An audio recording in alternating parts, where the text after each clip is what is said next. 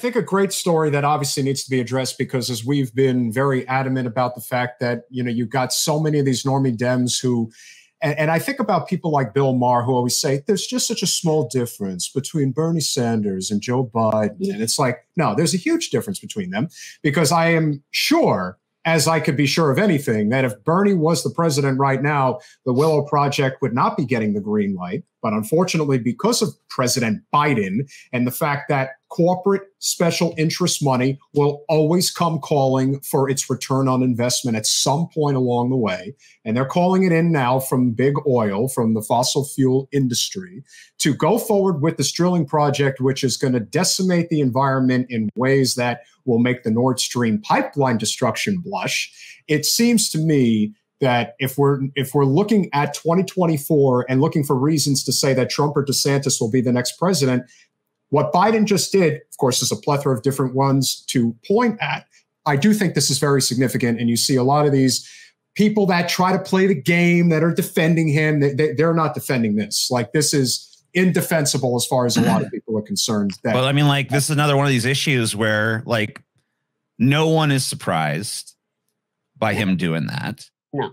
And once again, like, what option did the voters of America really have? Because once again, both your parties are the same on this. This is just another issue where you don't get a say, because they both represent essentially the same position. I mean, it's the Republicans is like, drill, baby, drill. And the Democrats is like, we don't really want to drill, but we're gonna. And it's like, oh, well, what a fucking profound goddamn difference. The Democrats do all the same evil shit, but they go like, man, I really wish I wasn't doing this right now. Well, they always act like they always act like their hands forced, right? Do it like proudly or do it with this contrition. Like when Biden killed the rail workers unionization, he did all this. God damn, I wish I wasn't fucking doing this. Oh, I wish I didn't have to, but I do. It's like, oh, wow, the contrition, that really changes things. You know what I mean? Well, that's why they like to be in the minority party. That's one of the things, like, I truly believe they like the whole game of that. When they're in the minority party, what they can do is sit around and fundraise by scaring people. And then when they're in power, they actually are more expected to, why don't they do things? Not that they do anyway, but I think they prefer just sort of being in the minority and just letting the corporate dollars just speak to them. That's what I think. Yeah, they govern identically in so many regards. Yeah. But then they talk a little different. Well, that's the thing, because they're appealing to different groups. So the messaging is different, but the end result is the same. The end result is all roads lead to the oligarchy. All roads lead to capital. So that's just how it goes. I feel like it's just an empire and capitalism, and we're just watching it unfold. And they're going to just keep it. And the parties is just sort of like political theater. It doesn't really matter. They have different things that they use for the theater performance. We often make clear distinction when it comes to why certain, mega corporations give the money that they give. ConocoPhillips obviously is a huge donor of both major political parties, much as Norfolk Southern is a major donor of both the RNC and the DNC. And that is why nothing will happen for the people of East Palestine. The ConocoPhillips Alaska's Willow Project, they're doing this in Alaska, which is unbelievable. Well, and I'll talk about how this is, we'll see if it mentions the indigenous people, because that's a mixed bag there right now. Will produce an estimated 160,000 barrels of oil per day over the next 30 years.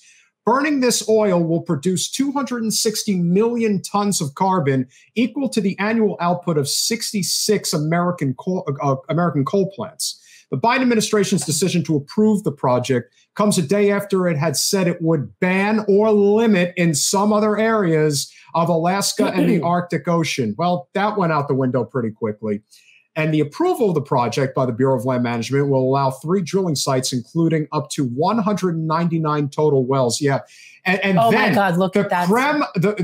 When you look at the size of this amount of land mass, you're talking about the size of probably Montana and Wyoming combined. That's how much space This is taking. But I don't think people people really understand. Like, for anybody who doesn't know, like, I think like 5 of our national parks are in Alaska, and it is the most raw wilderness. And where that is like, that's where that is. TJ, how about this for a kicker? He managed to get Deb Haaland, who is a Native American, out to defend this project. U.S. Secretary of the Interior Deb Haaland described Willow as a difficult and complex issue that was inherited from earlier administrations. And she added that officials had limited decision space to block the project because ConocoPhillips has held leases in the area for decades. You mean ConocoPhillips is threatening to give all their money to Trump and DeSantis if you don't go forward with this project?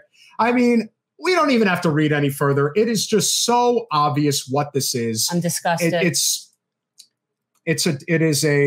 And they're using the native people. Like, I see that happening, because I saw something where it was talking about that there is at least one tribe, there is a group of indigenous people that do support this project because, as far as they know, they're going to get to reap some of the spoils of it. It'll provide jobs. There's always going to be on that. I mean, there's so much money in doing this that they've literally bought all of the politicians they need and all of the tokenistic native support that they need. Yeah. And, you know, I mean, like, unfortunately, just one of those results of capitalism, right? Because the second that you put this profit motive above anything else, you know, well, what a beautiful unspoiled wilderness. Well, yeah, that's great, but oil money. You know, well, what about the planet? Well, that's great, but, you know, oil money. And it just seems like, you know, because there's not as much money in putting in some windmills or something, they're just like, well, no, fuck that. You know, hydroelectric or something like that. Or even, I mean, I'm not personally into nuclear, but it is definitely cleaner than a lot of this stuff. Think of it this way. Nuclear has zero carbon footprint, even though there's risk involved, like any energy project. But if you're going to put an energy project, I still think, I mean, like, I'm not a nuclear proponent really, but I fucking still think it's better than like coal and oil and shit like that. So, well, think of it this way. If you were to put a nuclear plant in that part of the world, no one lives there except animals and, wildlife, things like that.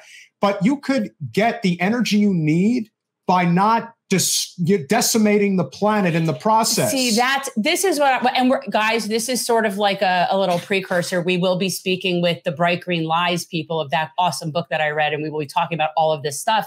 But, you know, one of the things that we know is that deforestation is the biggest. Like, if we would actually reforest, that would start to help the problem more than anything. So the fact that they want to deforest is actually the bigger issue than the emissions, right? Like, it's all a problem. But I think that they sell things like this is better because X, Y, and Z, but it isn't. They're all the same. It's finite resources, people. You're killing the planet.